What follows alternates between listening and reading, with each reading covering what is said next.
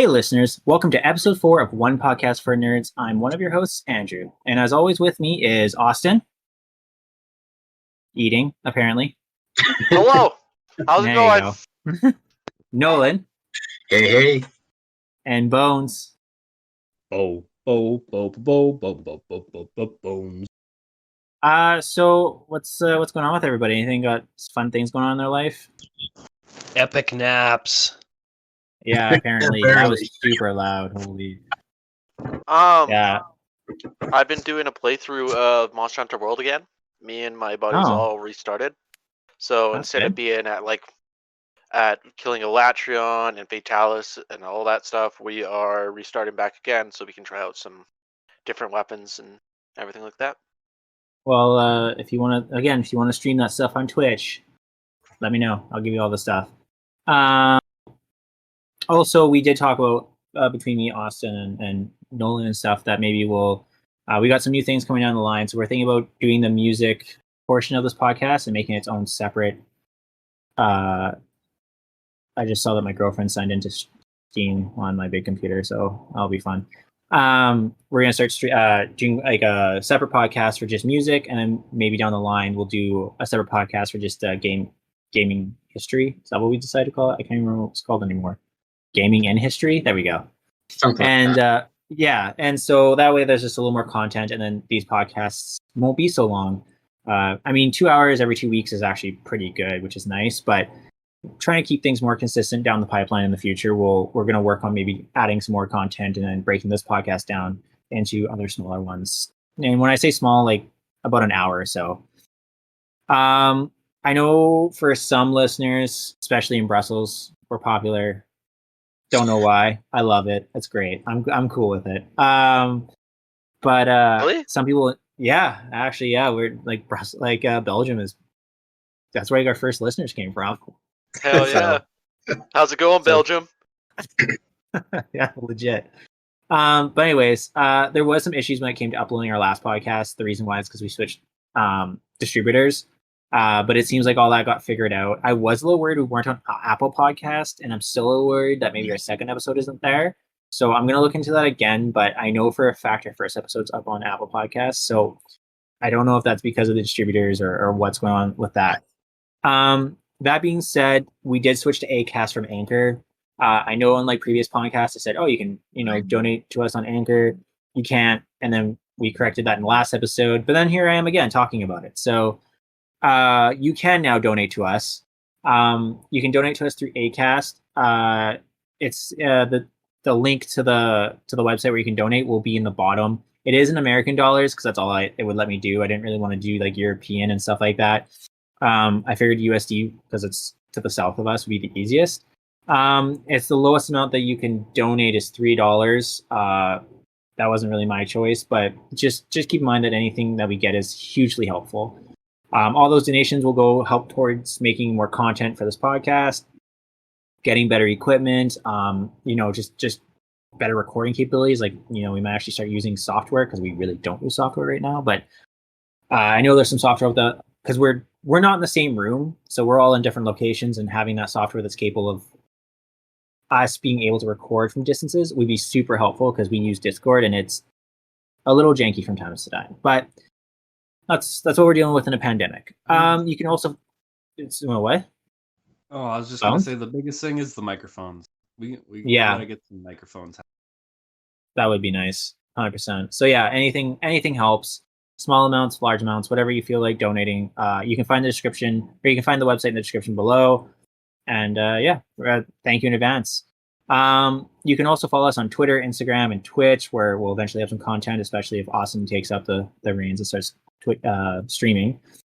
Same for YouTube. I keep getting volunteered for this because I'm throwing you in there, man. Everyone's gonna expect it from you. Gotta put you in the fire. But yeah, you can follow us on Twitter, Instagram, and Twitch, and YouTube. There's not much on Twitch or our YouTube right now, but we do post quite often on Instagram and Twitter, and you can be a part of the community. That's also where you'll get the most announcements for now. And as always, you can subscribe to us on Patreon for $4 a month, which is also super helpful. But all that stuff will be found in the descriptions below as well, because I'm not naming all those handles. That's all I got for the start. So with that being all said, we're going to move on to the news. All right, so we had a state of play, and this is old. I'm so sorry, guys. We do this bi-weekly, so I'm sure everyone's heard about it, but we're gonna give you guys our own opinion, and it's gonna be a lot of fun to talk about. So first off, the greatest thing that state of play could have ever started with, and I'm super excited, was update graphics for Crash Bandicoot 4. I'm being facetious. But I mean, does anyone even play Crash Bandicoot 4? I mean, I played the old ones. I even have the old ones, like remakes. Really? I was more of a Spyro guy. I have Spyro too. I do like Spyro. I'm surprised, Nolan, you didn't get one for your PlayStation 1. No, I never did. I was playing a lot of other games, but not Crash Bandicoot. My brothers were huge into it, but I was playing other stuff. I went from Banjo-Kazooie to Spyro, and I just figured I loved those style games, and I don't know what it was when it came to Crash Bandicoot. I didn't start getting into that game until the worst game in those series, the Monster Madness versions of those games came out. That's when I started playing them. Oh. And you loved every minute of it, don't lie. I did. I actually did really like it. I really liked the monster part. It was really cool. We also got new Returnal gameplay developed by Housemarque. I'm into it. I think if they released a demo, I think that would help me more get into it, because it's like a roguelike mashed with other genres. You're basically crashed on a planet. It's a fast-paced shooter. And then when you die, you come back, everything around you changes, and there's a bit of a mystery that happens in the background you gotta find out. That's basically all I got from the trailer. I think this is probably more aimed at Austin. I mean, what do you think, man? You don't really like roguelikes, though. No. You into it at all? I honestly didn't even pay much attention to that. There's other things that came up in the PlayStation stuff that really caught my eye. I mean, the premise sounds really cool from what you explained. But I'll have to definitely. I'm probably going to be the same situation. It's going to depend on a demo for me. Yeah, fair enough. And then Nolan, what were you saying? Oh, you just made it sound interesting. I might look into it a little bit. I kind of like the idea of the mystery in the background. It's third person, and it's and there's you're crashing on a planet, and there's weird looking creatures. They look really good. I think the creatures look really good in that game. But in the demo, she finds a house, and it turns out it's a house she grew up in, and then all of a sudden it goes from third person to first person, and you're in this house, and so it's almost things of her past are starting to creep up. So I don't know if it's a traumatic situation from her childhood, or I'm speculating. I don't know, but it seems like it's her own personal journey in that in a way. So I don't know. We'll see. Again, I think I'm with Austin. I think a demo would really help. Moving on though, this game I am hella into is Sifu. Absolutely. I am so into that game, man. I remember, it reminds me of when I used to play The Matrix on GameCube and PS2 and stuff. And when you fought, you actually hit different buttons and you could actually do different things. And the combat in that game was amazing. The game was terrible, but the combat in that game was amazing. And yeah, so that really, and the premise of every time you die, you get older and older, and it's I don't know if it's a one-hit kill. I can't really remember, but basically it's developed by Slow Clap. Sifu puts you in control of a young kung fu student who has dedicated his very soul to his quest for vengeance. After his family was murdered by a squad of mysterious assassins, our hero has spent the next 8 years of his life preparing his revenge. On the path of vengeance, the hunt for the assassins will take you through the hidden corners of the city, from the gang-ridden suburbs to the cold hallways of the corporate towers. You have to go one day. You have got 1 day and countless enemies on your way. Time will be the price to pay. And then adaptation is the way. Careful positioning and clever use of the environment to your advantage are key to your survival. Use everything at your disposal: throwable objects, makeshift weapons, windows, and ledges. The odds are stacked against you, and you will be offered no mercy. Training never ends. Kung Fu is a path for the body and the mind. Learn from your errors, unlock unique skills, and find the strength within yourself to master the devastating techniques of Pak Mei Kung Fu. So, I don't know. Did anybody watch Daredevil, the movie? Yeah. Or sorry, not the movie. Sorry, the The TV Netflix series? Yeah. You mean the best Netflix series that they came out with? Or Yeah, from the Marvel ones? Was good. I mean, that's a hot take, but yeah, okay. And Jessica Jones, I like that too. Well, yes, anyways, those are both really good shows. It's the cinematography that they did from season 1 and season 2 of Daredevil. Like, they actually gave a shit. You well, know, I was just saying, it shows a lot of all the time and effort really shows in Daredevil compared to the other ones. Mm-hmm. Well, I was just saying, like, if you guys watched that, you guys remember when he was in the hallway there and he was like fighting all those guys in the hallway the entire time? You guys remember that scene? I think it was like season 2. Anyways, that's what a lot of people in were like. season 1. Oh, was it in season 1? I can't remember. It's been so long. But everyone like adequated that with this, or that with like what that the trailer was, and it just looked really cool. Like I'm all into this game. I actually don't even need a demo. I think there's a good chance I'll get this like day one.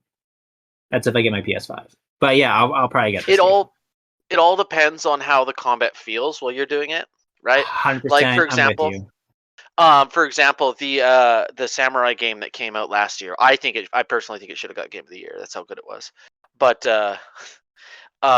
the combat made you feel badass. The world made you feel like a badass, and that's what I want to see from a game like this. Like, if the combat is just kind of bland, then it kind of takes away from the experience of being this warriors type of character. Well, that's what I want. I want it to be a lot like The Matrix back in the day, or even like original Assassin's Creed when you had the sword fight. I just felt you had more control over the combat, or even Middle Earth. Like how when you fight all the orcs, like the combat just feels so good when you have like that whole like your own kind of in some shape or form. One of those or better, I'll be pretty content. So we'll see. Knockout City platformer with a massive scale and focus on fluidity and movement. We really wanted to push scale on multiple fronts, are between sunken cities, vast water shelves, and dangerous lava zones for players to fight through and explore. You'll play as Ray, a void runner looking to save her home world from the void itself, a massive black hole that swallows entire worlds. So I'm not personally into this game. I think the artwork is really cool, but and like I do, yeah, I generally do like platformers. Explain it, and it's beautiful, man. It caught my eye. Artwork is really nice. Yeah. I do like the fact it says Void Runner because I instantly think of Wraith from Apex Legends. But does anyone actually want to talk about Five Nights at Freddy's? Security breach has been a massive undertaking. The mega puzzleplex is enormous. What you're about to see barely scratches the surface of the horror. I'm mainly excited for the Matt Pat videos for his like 8-year theory that's been going on since. I don't actually know what they're called. Mutakin. Sorry, guys. Accidental hero turned leader as a grower met Abe in the first game of the Quantum to try. I actually literally took this from an article, and it's really bad. Tries to save everyone. His selflessness acts as the spark that sets the revolution ablaze. Also, this is free on launch for PS5, so that's pretty cool. Then you guys, I think I played Oddworld. Actually, I do think I played New and Tasty. Yeah, that's the only one I've ever played. See, I know it's a like iconic PlayStation game. I've never played it before, so I don't really have anything to really throw into this. But I'm excited that they're continuing on with some of their older mascots for the games that they had instead of just continuing on, leaving their past behind. You know. You're talking PlayStation as a whole, though, right? Yes. No, you're talking like yeah. I just love the whole premise that he's working in a meatpacking factory where they're basically butchering themselves. Well, I mean, packaging themselves. I loved that, and that's what got me to play the first game, and I really enjoyed it. The very first one on PlayStation. It's really dangerous working in meatpacking plants, even for us. So you gotta be careful with that COVID. We also got new gameplay for Kena Bridge of Spirits. Game's cute. It's like a Pixar game. It's like a game with Pixar animation. The new gameplay trailer has actually showed combat has. I mean, from what I've been reading online, has actually turned a lot of people towards it. I'm personally still not sold on it. It is to me. It does look like a kid's game. I don't know, man. No, you don't know. Like did you watch it? I'm watching it right now. That's why I just unmuted myself. The combat looks amazing. The graphics are beautiful. And that's the thing we're all looking for in this style of game, right? You can have the most beautiful game ever and have the worst combat system and no one's going to want to play it. You can have the ugliest game in the world and have an amazing combat system. People are still going to play it. So as I don't care how kiddie the graphics look as long as it's playable. I don't think the graphics look kiddie. I just think the storyline, like when you watch, like if you watch the first trailer without the combat, it looks like it was meant for kids. Like it just kind of gives that vibe off. But like I did watch this trailer, and I mean, again, I think if a demo was out, I'd give it a whirl. But I don't think it's something that I would spend my personal money on.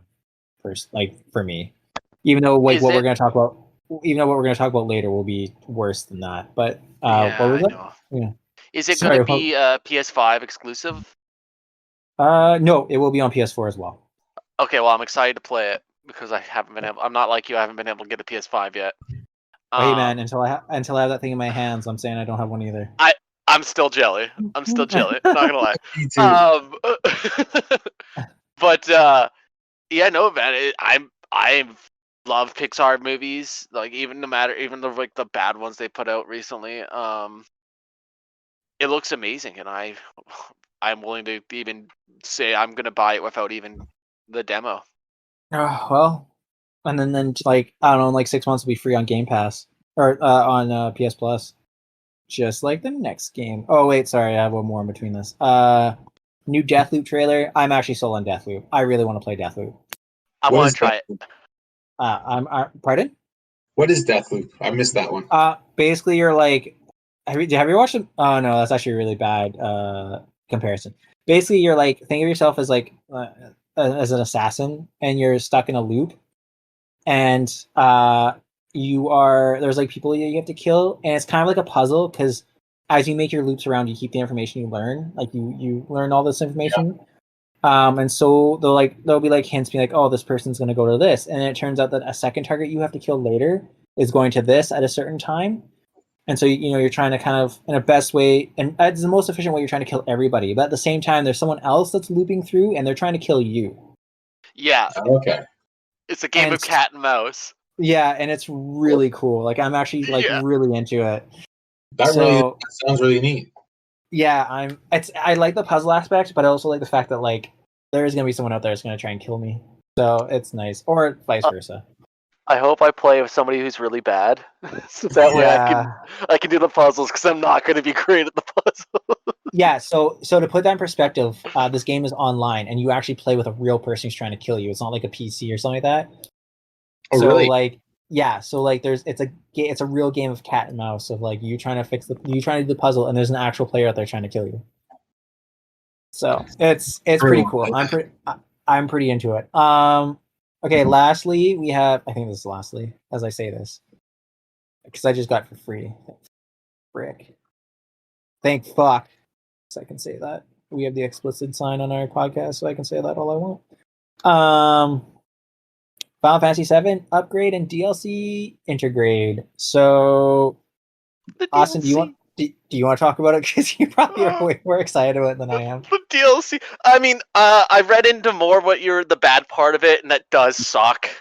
Well, actually, hold on. No. So I was actually wrong, and that's to you. I was wrong. Thankfully, I can catch myself for all the listeners that I won't be wrong for them.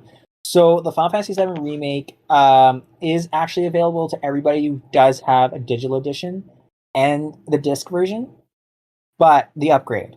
But the DLC is only for PS5, and you also can't get so like remember how I said that I got Final Fantasy VII Remake on PS Plus? Those people can't upgrade. Oh. Yeah, so if you got it for free on PS Plus, you cannot get the upgrade to the PS. Hey, I didn't get fucked over this time. Every game I buy on PlayStation the next month goes free. So yeah, I did that while I was researching this bit because I did want to make a point about it. But yeah, so other than that, like I mean, to be fair though, like I watched the upgraded, like the side by side, and you're just like it. I mean, the lighting is definitely better. Like lanterns in the game and all that crap are brighter. But all in all, it's not. I don't think it's overly that different. Like the 60 frames would be nice. That I will say is better. But the graphics themselves, I mean, the game's beautiful already. I was about to say it's going to go from being the most beautiful game on the PlayStation 4 to being the most beautiful game on the PlayStation 5. Yeah, there's just so much memes online. I've seen so many memes online about Cloud being the prettiest Cloud. Like, they're just not people taking the piss out of that. Basically, this game is the most horniest and beautiful people you'll ever meet. Yeah. I was always a Tifa person until I played Remake, and now I'm in love with Aerith, like hardcore. I guess the personality portrays better on the Remake than in the from just the text and you having to read it. But dude, you get to fucking play as Yuffie, bro. Hell yeah. I know Yuffie isn't everybody's like favorite character from the original games because she wasn't like a required party member to beat the game. You had to find her and while you're looking for chocobos and stuff. Yeah, she's below your materia. But she's a fucking dude. You're going through and it takes place simultaneously while you would be playing your regular playthrough, man. There's so much cool stuff. Right? And I'm just excited, Yuffie's pretty cool. And if they keep doing stuff like this, maybe we'll get more side moments from Remake for the first game where the rest of the party is, right? Maybe we'll get to play as Sid. Maybe we'll get to play as sorry, go ahead. No, I was just wondering, like, it's kind of like, because remember this is a time exclusive, this game, so I wonder if they release the DLC to get sales up just before it starts to like go to like everybody else. That's possible. So, because it's just kind of a weird time to really. I mean, it's been a year, so yeah, it's been almost a year, right? It would have been April last year the game would have came out. So it's kind of a really long time to be like, oh, okay, DLC's coming out. Yeah. Because like, so there must be a reason behind it. Honestly, there's no. From what I've seen, they're also we're planning a bunch of other like worlds and games set in the Final Fantasy VII world almost. Yeah. Right. So they're remaking all these old games like Dirge of Cerberus, fucking all the Zax games and all those stuff. So it's pretty cool. And then there's also one moment that you see it's Zack as Cloud in the opening moments of Final Fantasy VII. So that's pretty cool. I'm really interested to see what's going to happen with that. So I know a lot of people also have issues, just because it's something we should bring up, is that a lot of people have issues that being like, when's part 2 going to come out if everyone's making these DLCs? Right? That one's hard to say. It's been a long time. Well, I mean, this game was originally announced in 2014 at E3, and it took literally 6 years for the game to come out. I mean, it's understandably, it's absolutely beautiful, and it's a beautiful game. But like, man, do you think the reason why those, like, man, I'm at like 2014, the PlayStation 4 would have just came out? Yeah. No. Yeah, it would have just came out. So. And man, making that beautiful game to run on the PS4 would have been difficult. Mm-hmm. So and I wonder if they were waiting. You're right. So, but it's one of those situations where everybody's not very patient, and I can understand. It's excitable news, but we waited this long for this game that we got, and I think it's a really good version for what it was essentially. Like, what is this? Like they made like an entire like 8-hour campaign out of the first half an hour of the original game. Yeah. Right. The game's only going to get bigger. Like, it's opened up. It's going to be open world for the second game. Like, it's going to take a little bit longer, but guys, we got to be patient. We're going to have to be patient for the stuff we're going to get. Got to give them time, man. How many parts is it supposed to be released in? I think 3. Yeah, 3. Like the same amount of discs, I believe. It might be 4. I think it was 3 discs or 4 discs. I can't remember the original game. Yeah, I can't really remember either, but I think it was 3. But everyone can fact check us on that later. It's not really diehard news, because like by the time it all comes out, everyone's gonna forget we even had this conversation. Yes. And I'll be 50. But anyways, that's it for all I had for the state of play. And then moving on to how I was talking about Pixar and child games, we had Pokemon 25, which there was only like one game out of all this I was excited for, so I left that to the end because I'm super jacked on it. But we're not going to talk about Dookie Diamond and Shitty Pearl. Oh no, we are going to talk about it, but we'll talk about that second on here. So we got new Pokemon Snap footage for the Switch. honestly turned me off. I'm not that excited for Pokemon Snap. I don't think I'm gonna get it anymore. No. See, if we're gonna do a Twitch thing here, guys, we're gonna fucking make a moment. We're gonna wear. I don't even care if we have to wear masks. We're all gonna play it in the same room, and we're gonna play Snap because it's gonna be fucking amazing. We've been waiting for what, like 30 years?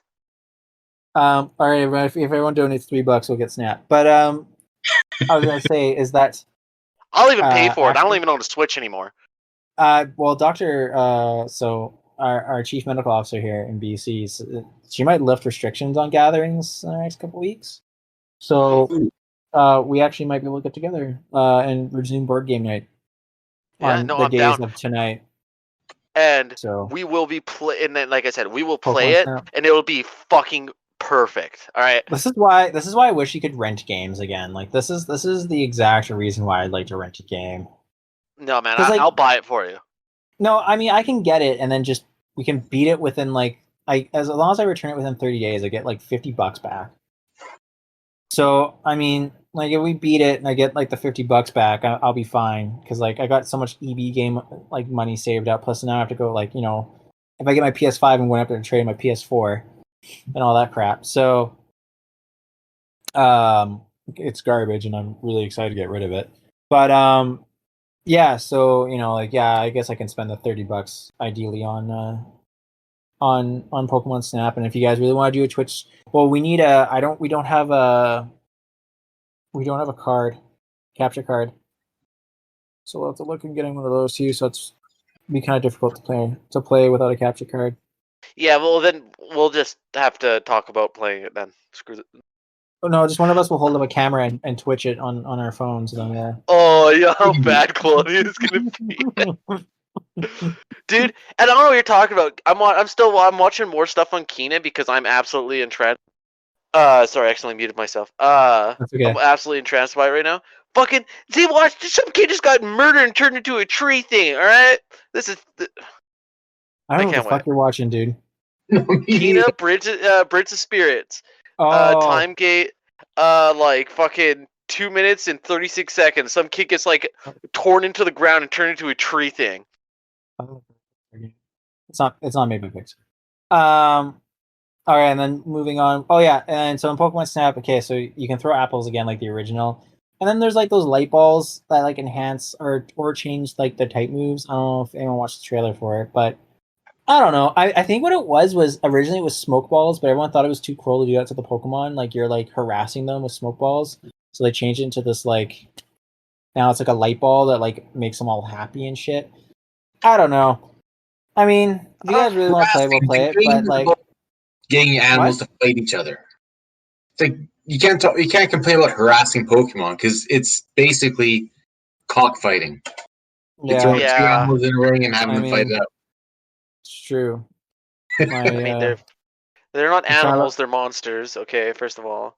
Yeah, I'm currently trying to raise up my Magikarp to level 20 so I can get a goddamn Gyarados, and that fucker dies more times than I can count. But what a piece of shit Pokemon. Anyways, and then so we're moving on. What? I was gonna say you leave fucking Magikarp alone, all right? It is a garbage Pokemon. So then we have Pokemon Brilliant Diamond and Shining Pearl. I'm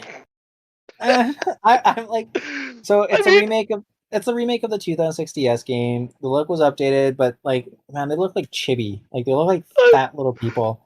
And I mean, we can't be mad. We've been asking for it, and they finally gave it to us. Yeah. I don't know, man. I'm not gonna get it because I played the original, and also like my biggest issue with this game is that like apparently they've like lowered down the difficulty to like the previous Pokemons. So like it's not even it was actually the last challenging Pokemon game that was out there before they started doing this like easy mode style. So like I don't know, that already like was like, no, I'm not into it. Like I don't want it to tell me what's super effective and what's not super effective. Like I don't really like that gimmick. I like making if I make that mistake, I make that mistake. And I should pay for it. So I mean that's what I like, and because there's so many goddamn Pokemon that it's so hard to remember their types, and like What's their good, like what's well, fuck you, man. Become 30 years old and let me know how your brain is. But and then drink a beer every time we do a podcast. Did you cave? Did you go and grab a beer? No, actually, I have liquor in the house, but I don't have any beer in the house, so I didn't. Oh. I'm doing this sober, everybody. Anyways, and so yeah, I don't know. Let's just turn me off and went to easy mode. One thing I am excited for, and the way I'm is Pokemon Legends Arceus. Yeah. Arceus. Yeah. The RPG we've all been waiting for. Yeah, I know like so many people say that name so differently, but that's what I'm gonna go with. So I'm super jacked that it is pretty like mainstream. Like it's like a seamless game. Like you don't enter battles really anymore, and like you don't have to like if you want to catch a Pokemon, you can just like crouch, hide behind some grass, and like just throw the stupid ball at people. I'm well, not at people, at Pokemon. I mean, you could probably throw them at people too. That's gonna be the first thing I'm gonna try. But yeah, I'm just excited for like a new mainstream Pokemon game that's like actually a little more like the art style is the same, but it looks a lot like Breath of the Wild when they had like the opening everything. Mm-hmm. But it's like it's supposed to take like, so this is also happening in the Sinnoh region, which is exactly Pearl and Diamond, but in the past. So you're making the first Pokedex for that region. So you have a huge island that you get to explore, and you just go around and just catch Pokemon. And if you want to like battle them, you can just seamlessly go into a fight. I don't think anyone really. I judge this pretty hard for its graphics, but it is like early. Like it doesn't come out until next year, so it's like you're seeing early footage. But yeah, I'm super excited for this game. Like I'm actually really excited for this game. I do think the Pokeballs look like garbage, but for the graphics and everything like that, I didn't even think it looked that bad. Right, in reality, like when you compare it to the other Pokemon games, it looks great. We just gotta wait. But I think if you compare it to like Sword and Shield, it doesn't look as good. I guess so. Like the rendering was pretty bad. Like you can even see like there's patches of stuff. Like it's almost like they took like specific shots because like things in the background weren't rendering properly. Yeah, that's true too. So I mean, like it's an early game though. Like yeah, you got to be patient. It'll look. I don't think it's gonna look anything like that when it's done. I think it'll look like 10 times better. But man, like awesome, because I know you're the only other person on here that plays Pokemon. Like, what are we thinking? Oh, dude, I can't wait. This will be the first in-canon game that will have anything to do with Arceus or Arceus or whatever you want to call him. Yeah, right. Yeah, like he was a gift Pokemon in I think Platinum, right? Or I guess it doesn't have a sex or gender. No, that's very narrow-minded of you. You're seeing it good. We're a lot more open-minded here on 1P4N. All right, yeah, no, it's all right. I'll just throw myself into the Thompson. Yeah, no, I'm really excited. It'd be interesting to see the world of Gen 4, especially how it all revolves around that one mountain in the middle of the area. Yeah. How we'll figure out all this stuff. I'm just interested to see how it turns out. There's not a whole lot of stuff to go off of at this moment in time. The thing that really caught me off guard though is the 3 starters they showed. Yeah. None of them are the Gen 4 starters. No, it's a mix of all. Well, I thought one of them wasn't there? No, I don't think Turtwig was there because it was Oshawott who's Gen 5, Cyndaquil who's Gen 3 or Gen 2, and I thought it was another one from Gen 3. But one second here, I could be very much wrong. I'm actually looking at this right now as well. So yeah, I do think it's cool though that they did like mix the starters though from like different gens. I really just wrote Legends of Star Wars because that's what I have on my mind right now. As always, Star Wars. So it's it's Rowlet who's from Gen 7, Oshawott who's from Gen 5, and Cyndaquil from Gen 2. And it's like, well, I mean, it takes place in the fucking Sinnoh region. You should have at least one of the starters, especially with Piplup, who's my boy and who's my second favorite water starter right next to Totodile, who is the cutest. I don't care what anybody says. Oh yeah, Totodile's in it. Totodile's my boy. Yeah, he's really good. But yeah, no, it's there's not much to really say about it because we just don't know enough to really put any information out there, honestly. No, I'm super excited for it. There was actually I was listening to another podcast, and everyone was talking about how it was like how it's like in the past and how like the Pokeballs look really old and stuff. And someone was just like, well, why not just like I'm just like I'm just surprised. Like I was listening to another podcast and people were saying like, well, because it takes place like in the past of the region, like why do the Pokeballs look the same? Because if you look like they have like locks or something on them, and someone's like, yeah, like why weren't they just like a potato sack with like the colors of a Pokemon ball, and you're just like going up and sneaking and just like throwing a potato sack over a Pokemon. That's just how you catch them. Well, I laughed at that. I thought that was fucking funny. There's a movie, and they don't really the anime's not like does not take canon with the games, and the games aren't canon with the anime at all.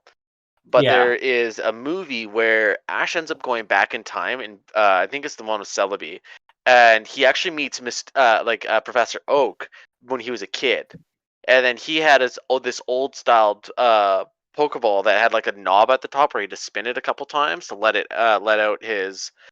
I don't even remember what mon it was, but anyways, like I'm expecting more stuff like that instead of the and then Just the original maybe at the end Pokeball. of the game. Yeah, and at the end of the game, maybe we'll get like a prototype Pokeball, like the main one. Yeah, well, that could be the Master Ball. Yeah.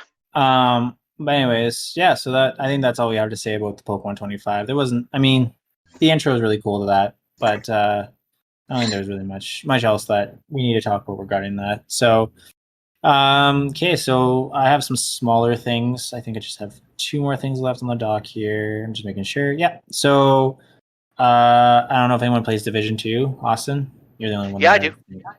So Division 2 is getting a brand new game mode in 2021. Ubisoft has shared a bit more info on the big update coming to Division 2 in late 2021 at the earliest, including that there will be a brand new game mode and new ways to progress your agent. Division 2 development team shared the update following up on its recent confirmation that more content was on the way, and that title update 12 was no longer going to be the last major update to the game. While the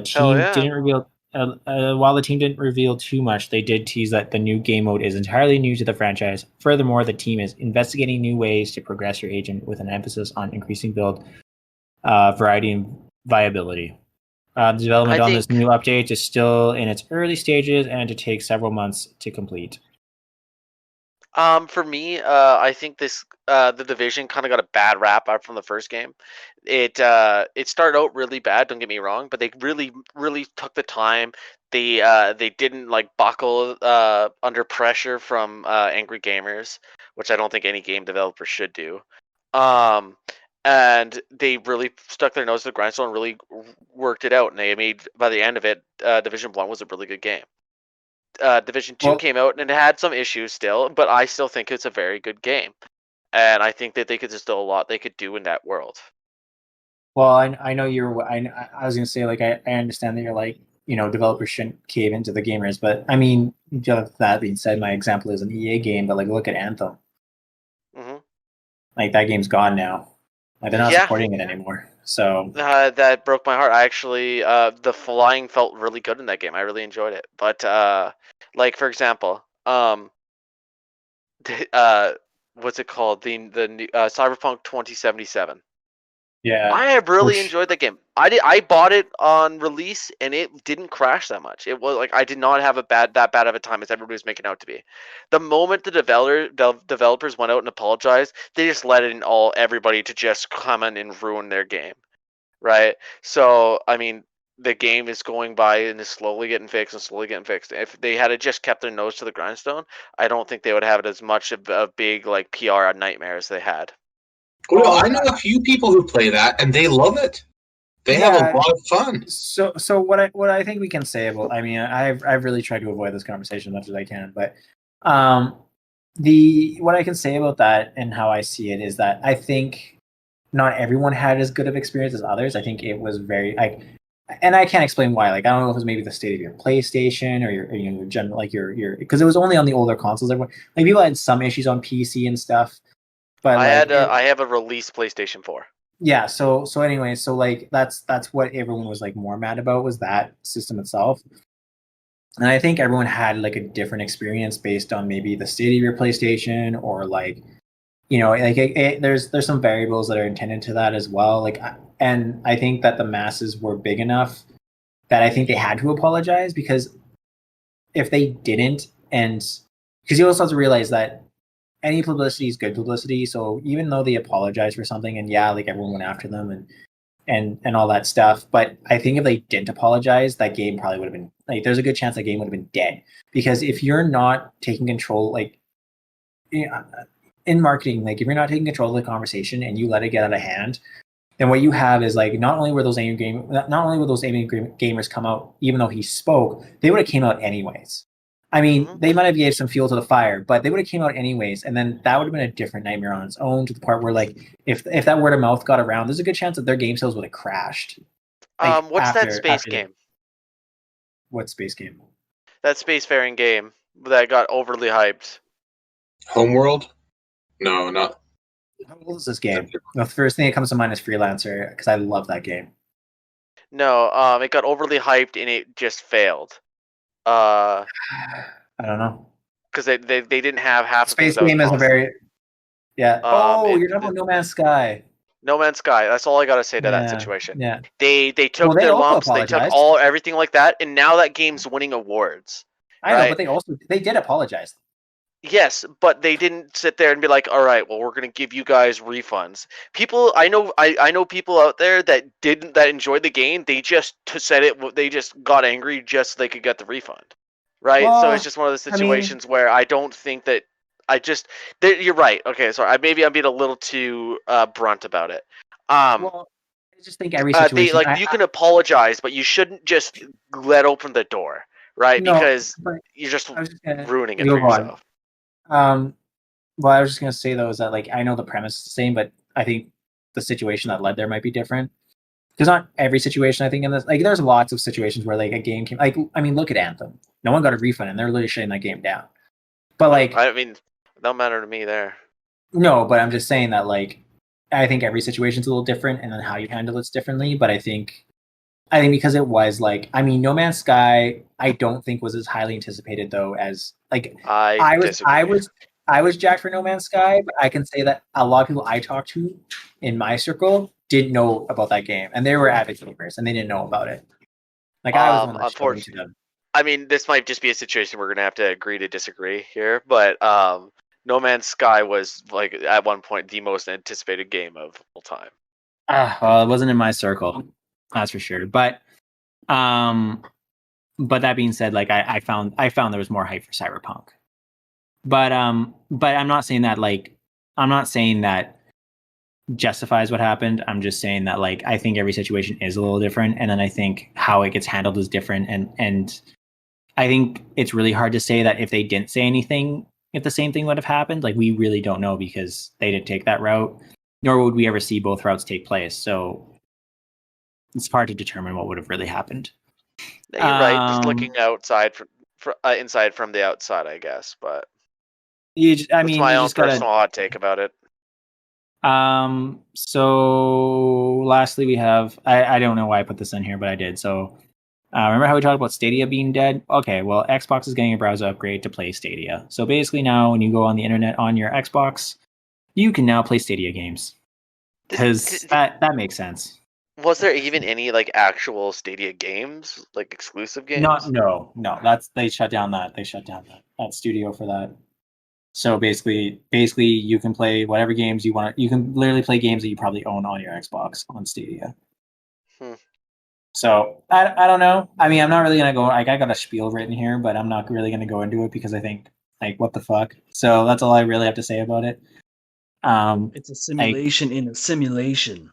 Yeah, literally, you're playing a game in a game. Like, that's so stupid. Like, I don't know, whatever. But yeah, so you can do Google Stadia and Amazon Luna, which I don't know if Amazon Luna. I haven't used Amazon Luna, so I do not know what that's like. But yeah, that's all we got for. I mean, I was gonna talk about. I don't know if you guys want to quickly talk about. So this will be a short little bit because I don't really want to save this for the next episode. So the acquisition from Microsoft to Bethesda was actually finalized today that we're recording this, because we're recording this a little late. And so I'm just wondering what everyone, I mean, again, I feel like, I don't know if anyone else has played like Elder Scrolls or Wolfenstein or yes, I have.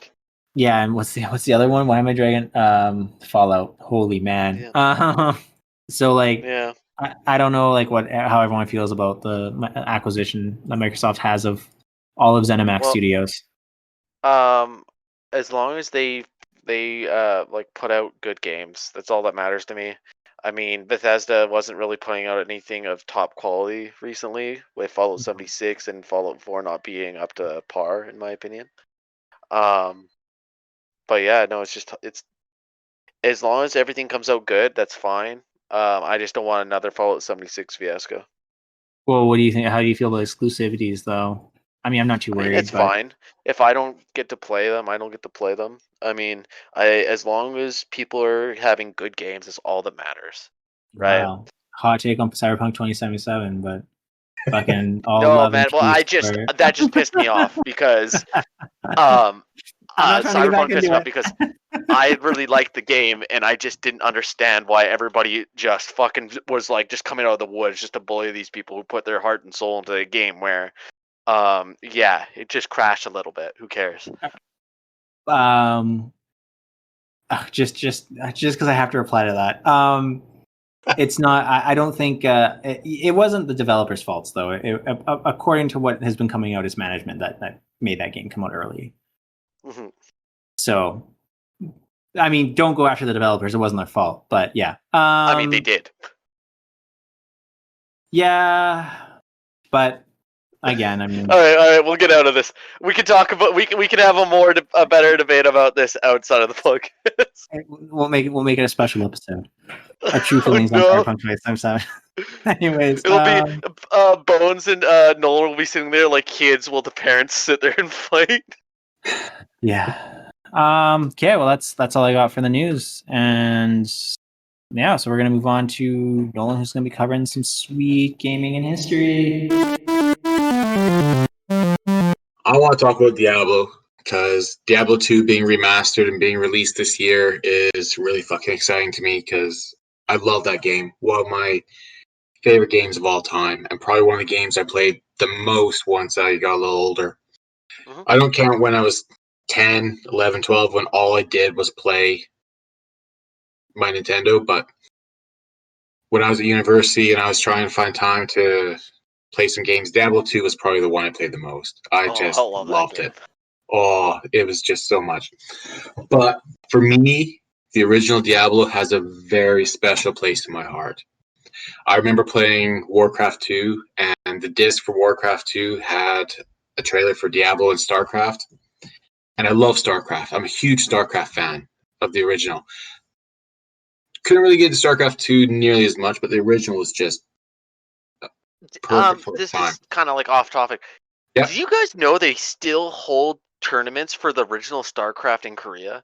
Oh yeah, it's one of the biggest esports over there. And it's just like it's still how going. old is that game now? I know. It's like Jesus, it's so old, but like it still goes. And you know what? Like I still found myself. I was playing the original StarCraft just just over a year ago. I played through it once. I still love it. But for me, when I saw the trailer for Diablo on that Warcraft 2 disc, I just thought that is the game for me. Because, I don't know, I've always been really into the really dark and macabre kind of stuff. Mm-hmm. Maybe I should have been a goth.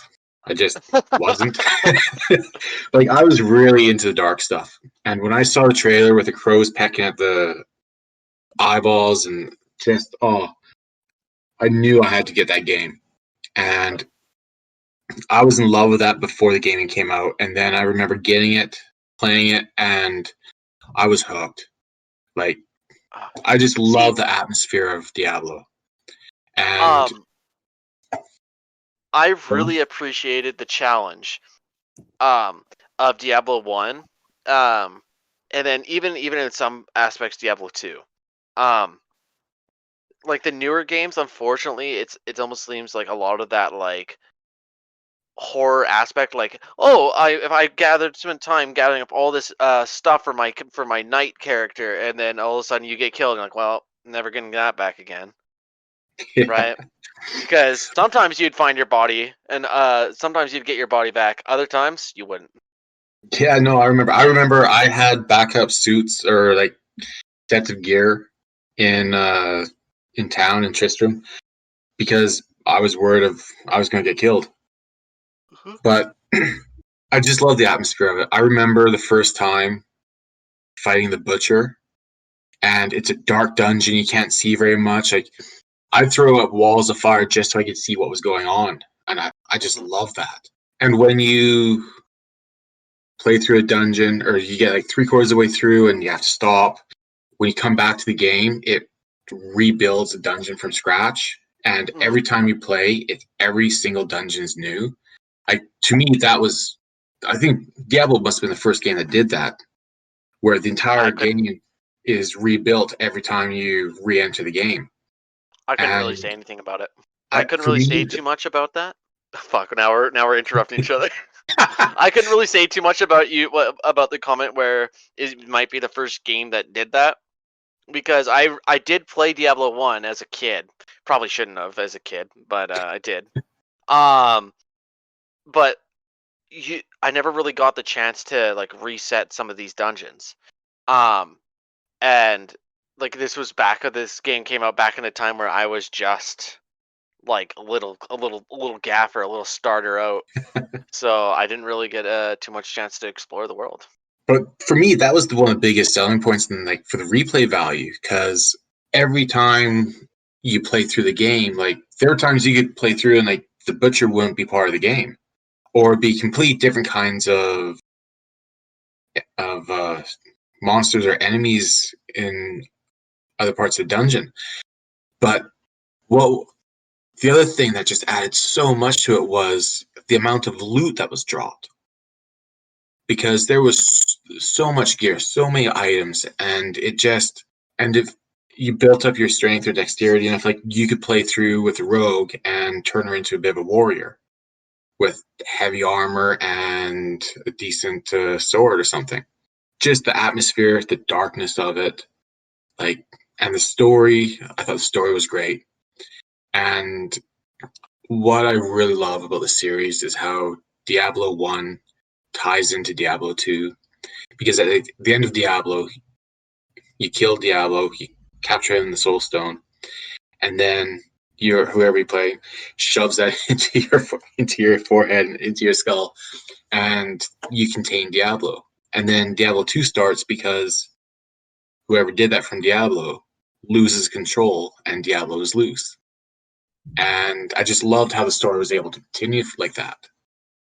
It was just the atmosphere, the story, just everything about it was it was everything I was about at the time.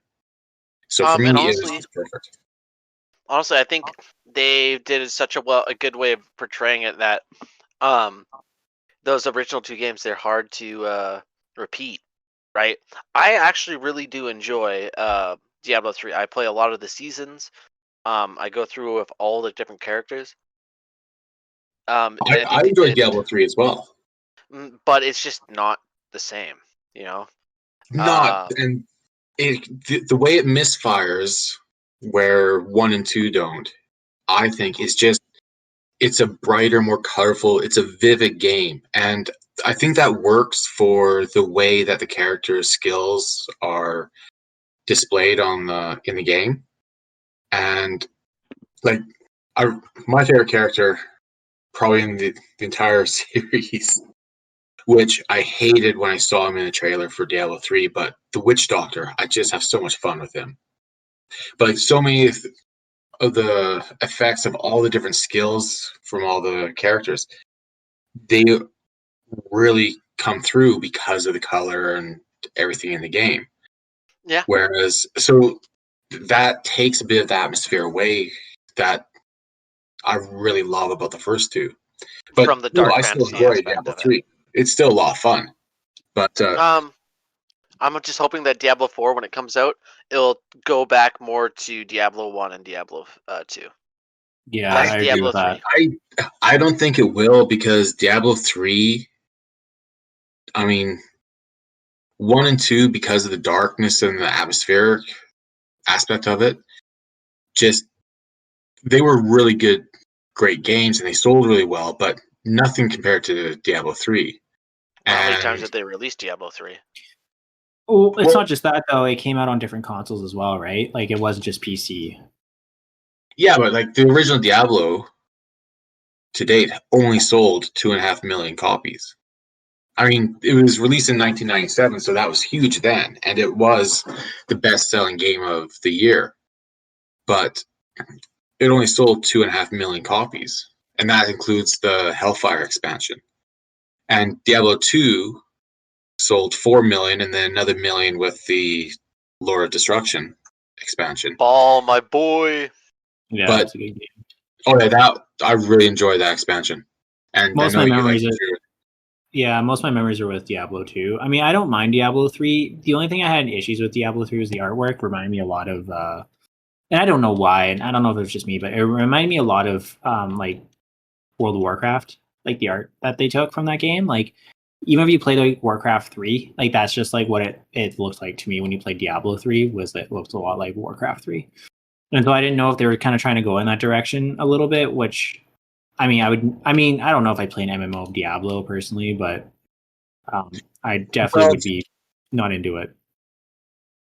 There was supposed to be another expansion for Diablo 2, and the guys at Blizzard North that were making it, they had so many so many ideas and a huge vision for what the next expansion was going to be, and it was almost going to make it like an MMO, just about. Like you're going to be able to form guilds and all kinds of stuff like that. Like they were going to really expand the world of Diablo in the expansion they were working on. But then Blizzard, they wanted to focus on Diablo 3, so they scrapped all those plans, worked on Diablo 3. Then they got rid of Blizzard North, and they had to start Diablo 3 from scratch again.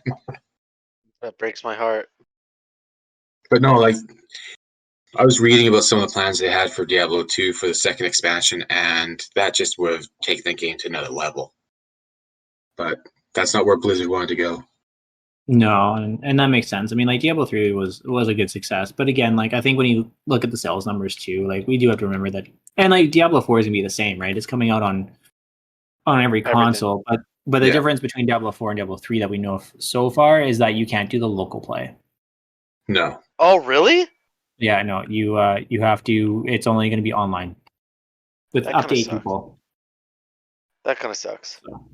When we talk about sales, Diablo 3 set records for its first day sales and its first week sales that stood for years and years afterwards. Yeah, really? But well, so like you also realize that like there was an expansion that okay, so like the expansion also came out, so that would have been a reason to increase sales, and then they gave the expansion for free, like when you bought it on Switch, right? Because it came to Switch last. So there's like, and then like the Switch was doing really well like when that game came out. So there's a whole bunch of sales right there. Like everyone was really excited to play Diablo 3 on the go. Well, and those like, are counted in the numbers I was looking at. Yeah, they are counted. Right? That's what you said? Not the numbers I was looking at. Well, the numbers I found was there were 30 million copies of Diablo 3 sold. And then this is where it gets a little murky, because with oh damn it, what the hell was it called now? Reaper of Souls. According to the financials, because it was given away so often, they only sold 3 million copies of that. But that's according to Blizzard's financials, because they gave away so many copies of it. Well, I mean, if in that case right there, I think they should follow. They should have paid more to the amount of people playing at one time, right? And then you could have guessed off of that, because in the absence of sales to show how well it did, I imagine a lot of people were still playing. The Malthael expansion was 17.5 awesome. million players was what they had. But yeah, no, it was a great expansion. They're measured by how many players they had.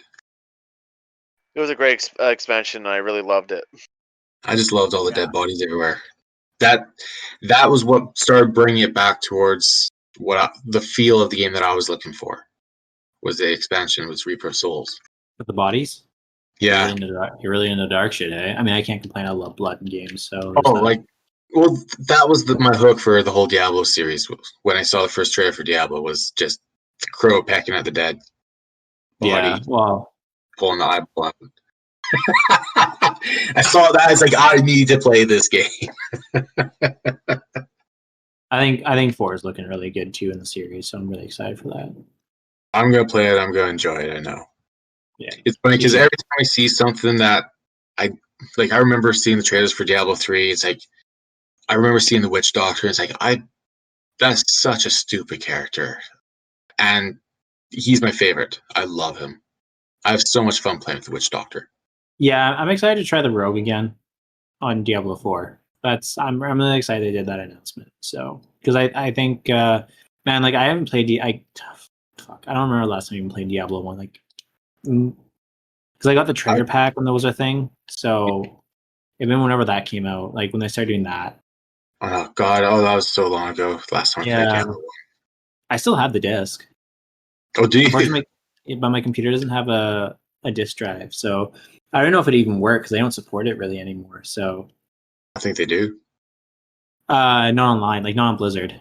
So like I don't know if there's a patch for my computer. You know what I mean? To like make sure it runs, like it functions properly. So because that probably run way too fast for it.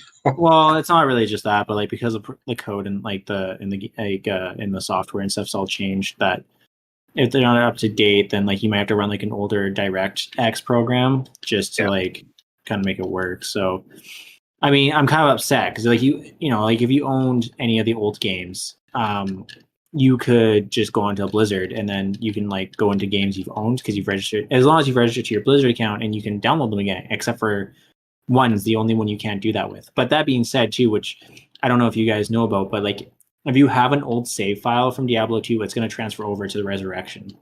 So like if you had a character you play, so you have a character that you play with, 20 years ago, its save file, you can move it over to the upgrade, which I think is super cool. That is really cool, but that would have been on a computer that's been destroyed a long time ago. See, I'm currently playing well, not currently, but I do play Diablo 2 on this PC right now. So yeah, I have downloaded Diablo 2 off of Battle.net, but I haven't played it yet. No, I'm excited for. I think Diablo's a really good series. Like, so the cool part about Diablo, about the whole thing is, like, every player has had a different experience in every single game, and I think that's actually really cool. Well, because like every game played differently, every game felt different, right? Like that. Oh, sorry. Okay, so what you mean is when you play a different character, your experiences are different. And I think that really builds. You think it's based on like your what do you call it, like your play style, or do you like because of like the character you chose, or do you think? No, like for example, like even like so for example, the barbarian from Diablo 3 feels different from the barbarian from Diablo 2. I agree with that. Right, so and that's what I mean. Like you, even if you pick the same character from Diablo 2 that you're going to play in Diablo 3 or even in Diablo 4, they all feel different in their own way, and they all feel updated. Some of the good stuff from the previous game kept in, some of the bad stuff they got rid of and they tried something else. See, that's the one thing. One of the things I didn't like about Diablo 3 was how it really limited the number of skills you could use. Yeah. Whereas 2, you could use a lot more skills with all the hotkeys, but with 3, that was my biggest issue with that. I didn't think that let me really. I'd have to get all the gear to, like, say, take my Witch Doctor in one direction or my Wizard in one direction or whatever, but it really didn't. I just remember with Diablo 2 with Skill Tree, you could use a lot more skills at the same time, which I thought gave the whole fighting experience a lot more versatility and just made a lot more. I don't know. It was more fun, the fighting in Diablo 2. Mm-hmm. Yeah, I think you had like I don't like the fact that your skills. I mean, I guess they work in tandem, but they don't build off of each other. No, well not as I in think Diablo 2. Diablo 2 does. Yeah, I mean, there is it's such a huge difference between the like battle system between like 2 and 3, or the skill See, system. that's the thing I liked about. That's what I liked about it. Every experience from Diablo 1 to Diablo 2 to Diablo 3 feels different. And I think that's actually a good thing that they have going for them. Oh, it is, because you don't get bored of the series. Mm-hmm. Because and I can't wait for part 4 to come out and see how that feels. No, absolutely. Really looking forward to that. One very interesting thing I found was the name Diablo came from David Brevik, who developed it. He lived in a part of town called Mount Diablo, and that's where the name Diablo came from. Oh, really? Yeah, I never knew that. I just thought it would. I just thought it was like one of those titles, or one of those names that just would have like you developed the game and it would have lend it to itself, really. Well, isn't Diablo like a Spanish word for the devil? Yep. So like you think it would make sense. Like you have the 3 evils, and like you don't want to.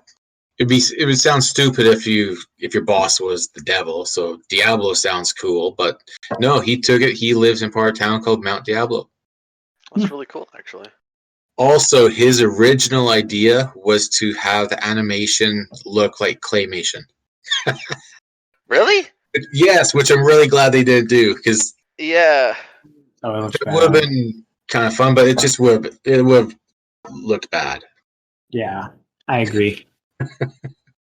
That game is not. I don't think that game is really meant for claymation, but I mean, we don't know though. We never tried it, so it's really hard to say. But then he had his original ideas for the game were a bit different. He wanted turn-based, and he wanted a lot of different things to it. But when Blizzard agreed to publish it and develop it, they really wanted it to have more of a influence from. They wanted to look more like Gauntlet and wanted more of a Legend of Zelda feel to it. And then they gave it the 3D type of animation and made it look gloomy and depressive as fuck. I think it really did a good job on that aspect. And I think that's what made the game so unique too. That's what got me hooked was the look of it and the feel of it, and even the gameplay of it too, right? Like I don't know a lot of like overhead games that really do like at that time that were like that revolutionary, I guess. Like I mean, because like think about it, like after Diablo came out, then you also had what's that stupid online gamer one was playing for so long? You're in a kingdom. God, they just remade it too. Was it Ultima? There was an Ultima one that. No, even after that. Not that one. I remember it was like an online game that everyone was playing. Like it was like if you had like addicting games or whatever like that. Adventure Quest? No, you would know it once I say it, and I would know it once I said it too, which makes it worse. Just go on. I'll find the name of it. It's gonna bother me. But no, I really don't have much else to say. Just it was the first game that had that kind of atmosphere and just grabbed me. And Diablo was probably the first game I ever saw that the moment I saw a trailer for it, it's like I knew that was my game. And, it was just the right game for me. And I've loved all 3 of them. The second one though is hands down the best. Yeah, it's my favorite too. I played the Barbarian so much in that game. Same here. I played the Necromancer. I spun to win. Yeah. Either that or Frostsphere Sorcerer is really good as well. Yeah, you know what? I'm doing through that build right now. Not really my favorite, but I think that's just my playstyle. You want to be in there. Yeah, I'm always like, man, like whenever I play a game, I'm always that like dumbass that just was like, I know I can't take you on my own, but I'm gonna sure as hell try. So that's me. No, I love the Witch Doctor in 3 because I can raise my minions and send them in there, and then just throw shit and do shit to the enemies. And same reason I played the Necromancer in 2. That was my favorite character there.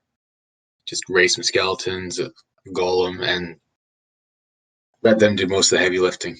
I don't know. Maybe I'm a little lazy in my gameplay. Yeah, I don't mind the paladin either. It's pretty fun. The hammer build was really cool. Yeah, that I do agree with. Well, I'm just really looking forward to the remastered Diablo 2, and just can't wait for Diablo 4 to come out. Yeah, I'm super excited for Resurrection. I mean, it's gonna suck that it doesn't come out till like later this year, but I'm super jacked on it. So. Well, if I buy a PC, we'll have to do a playthrough of it. Well, I don't know. It might be cross. Like I'm unsure. It hasn't been announced. I think the plan was it was going to be cross, wasn't it? Cross-platform. No, I don't think there was any mention of it, because like I don't even think Diablo 3 is cross-plat. So I mean, it would make sense since they're taking away the fact you can't play local. It would be nice if they made it cross-plat, but we'll see. I mean, it's really hard. I think we won't know until like maybe going closer to the end of the year. Once they start talking about it more, we might hear about it more. No, I was just looking up. It's like, yeah, it does say that it's going to support cross platform. Diablo 2? Yeah. Shit. Well, I guess we can play anyways then. I didn't hear that, so that's sweet. If Andrew wants to do the spin to win, I'll be my sorcerer. I can be a paladin. I'd be okay with that. The Necromancer was mine. The Amazon's pretty good too. You know, and I don't know if I ever played the Amazon. Yeah, the Demon Hunter's pretty good too on that one. Or is it called Assassin? The Assassin, yeah. I was going to say, if we're going to be concluding all the other characters, like from the expansion, then I'm doing fucking the Druid. Hell yeah, brother. Well, I think they're going to be in the game, right? So, but if that's all we got, let's move on. So, what's everyone been playing, doing? As I let a little bit of a teaser in before, I have been playing a lot of the Monster Hunter games recently. After they've shown some more Rise stuff, those are always really cool. I am just as into the Destiny grind as always. I don't think I'll ever not be. It's called a problem for a reason. But yeah, no, that's pretty much it. I played a little bit of Uno. My friend took the lobby hostage. That was always really fun. Yeah, well, Uno's a good game. That's all I have to say about all those lists. All the games you mentioned, I'm all for Uno. I appreciate the support. I'm with you. Nolan, what have you been playing? I've been playing some Bro Forest on my Switch. Indiana Brones. Oh, I love that game. It's so much fun. I just downloaded Apex Legends, so I'm going to be playing that. And I have just about played through A Link to the Past on my Switch. Oh, did you got the Claymation one?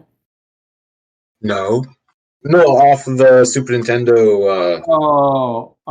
You mean sorry? Oh, A Link to the Past. Sorry. I was thinking. I don't know. I was in Link's Awakening worlds. Jesus. I was just like, wow, you've got it. Jeez. Bones. Just Apex with you. Yeah, then, we didn't play today though. And the website building game. Yeah, that's a fun game. It's a good sim. I've been playing Apex with Jonah, and then I've been playing Assassin's Creed Origins, which is, man, I don't know why for me that game took so long for me to get into it. Like I've played that game. Jonah let me borrow his disc for PS4, and like, man, I could not get into it. And then I got it on PC, like, I don't know, last year, I think, or maybe not even that long ago. And it's got me, like, I'm into it. I think the battle system was a lot of fun in that game and stuff. And the exploration is really cool too.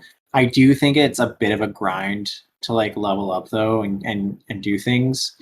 So I'm not, but I also do like the fact that your enemies, for the most part, seem to level up with you, which is kind of nice. Like when I encounter like random guards like in the street now, they're not like level 7 anymore. They're like level like 13 or 14 when they're like level 9. So that's kind of cool.